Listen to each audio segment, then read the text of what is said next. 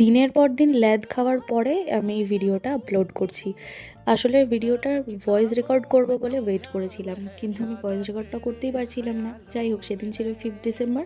সেদিনকে সকালবেলা উঠে ব্ল্যাক কফি খেয়ে স্টুডেন্টকে পড়িয়ে তারপর ব্রেকফাস্টে আমি একটু স্কিপ করেছিলাম, তাড়াতাড়ি লাঞ্চ করেছিলাম বলে।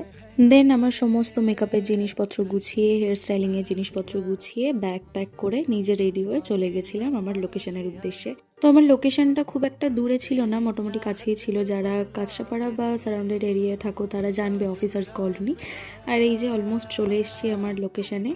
আর এই যে ছিল আমার একটা লোকেশন। এরপর আমি গিয়েই ফটাফট কাজ করতে শুরু করে দিই। আর এটা ছিল আমার ফার্স্ট লুক। আর তারপর একটা শাড়ি ড্রেপিং আর হেয়ারের কাজও ছিল, দেখতে পারলে। তারপর সব কাজ মিটিয়ে সন্ধে সন্ধে আমি বেরিয়ে পড়েছিলাম। আর এই জায়গাটা না খুব সুন্দর লাগছিল, কি সুন্দর লাইট দিয়ে সাজানো ছিল।